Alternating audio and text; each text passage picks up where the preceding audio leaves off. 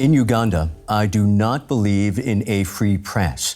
Those are the words of Uganda's powerful army chief, who also happens to be the president's son, as he shut down several media outlets in the East African country.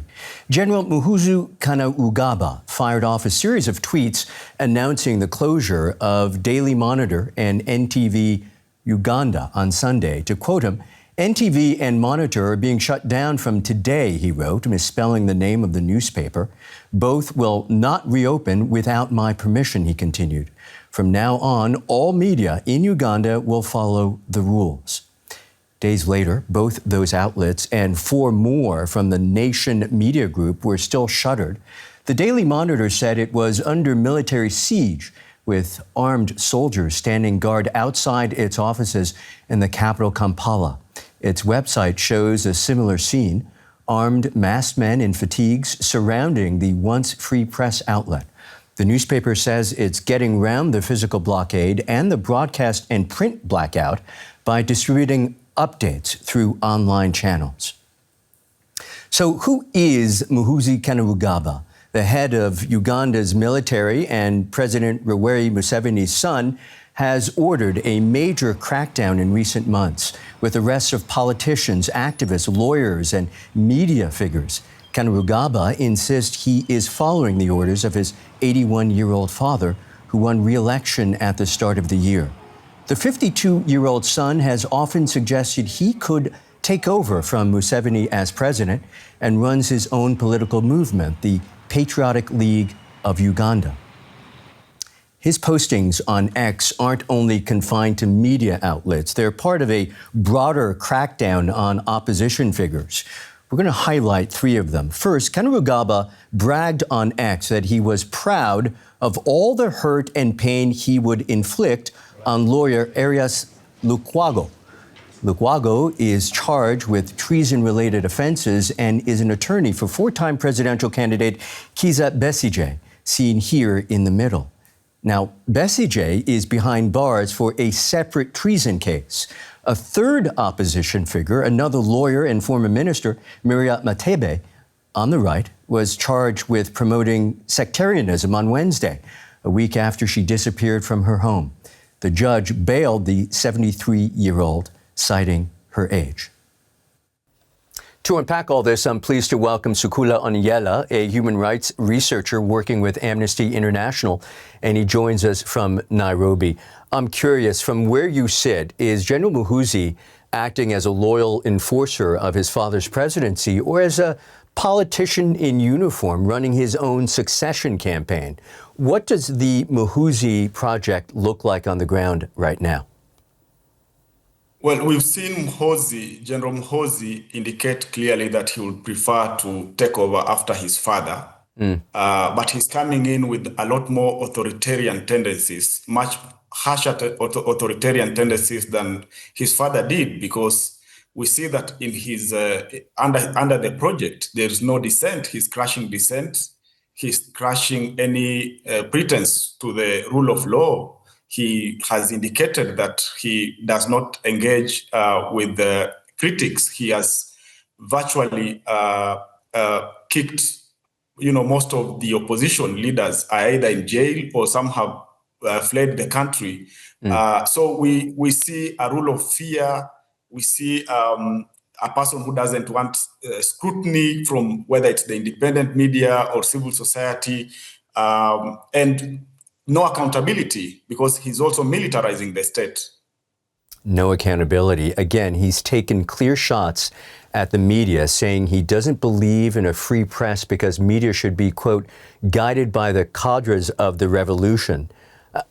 I'm not sure entirely what that means, but I do wonder what journalists in the country think it means. What are the day-to-day realities for journalists and newsrooms across the country today? The journalists we've spoken with have indicated to us the fear they have. So there's a lot of fear within newsrooms in Uganda because you can never speak against the government. There has been an order from persons very close to General Muhoozi who've instructed media to only air positive government stories. It's now becoming very difficult for newsrooms to bring on board panelists who are perceived to be critical of government. And this definitely is not good for the an independent media, because they can't operate in such an environment that is highly restrictive. You're talking about a scenario in which he's trying to turn everything, every outlet, into state media, essentially. You could call much of what we're seeing political theater playing out on X. Threats to behead Bobby Wine, detain diplomats, keep media outlets closed. Are these just provocative posts, or do people in the country see them as binding orders from the de facto center of power? These are actually real posts. Muhoozi is ruling the country through social media, and whenever he posts anything, it's acted upon by the authorities. He's the institution. And I think it also goes to what the presidency of Museveni has been. The institutions were crushed, and now everything has been personalized. And so we see that whatever Muhoozi says on social media, it has come to pass. And that's why Amnesty actually is asking that all those who've been arbitrarily arrested due to what Muhoozi has said on social media need to be freed.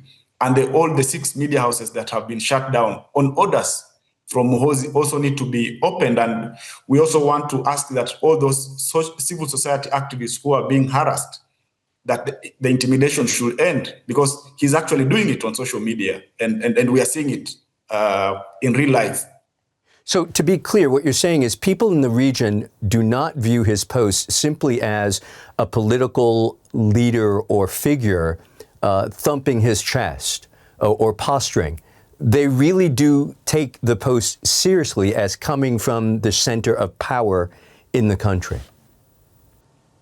Correct. And whatever Muhoozi has alluded to on social media, tweeted about, has come to pass. Unfortunately, like in the very recent case where he ordered the closure of the 6 media houses, we saw later statements saying that all these actions were taken on orders of the president, Mr. Museveni. So Muhoozi is virtually doing these actions on behalf of the president, who, by the way, is legally duty-bound to make sure that human rights are protected. And if that is not happening, he's the one to be held accountable, of course, with the person who is making this call. So these actions that violate people's rights. So looking beyond today's headlines, what concerns you the most about the direction Uganda is heading? Our biggest concern as Amnesty International is the entrenchment of impunity through Muhoozi's actions. We see that there's continued erosion of human rights. We see activists being subjected to baseless investigations, the media being shut down, and the misuse of criminal justice system is something that continues to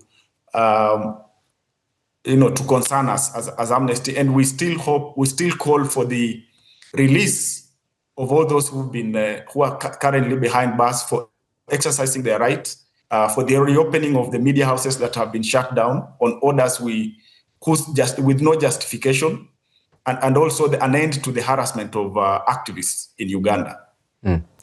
That is Sukula Onyela, human rights researcher working with Amnesty International. Our deep thanks to you. Thank you very much for hosting us.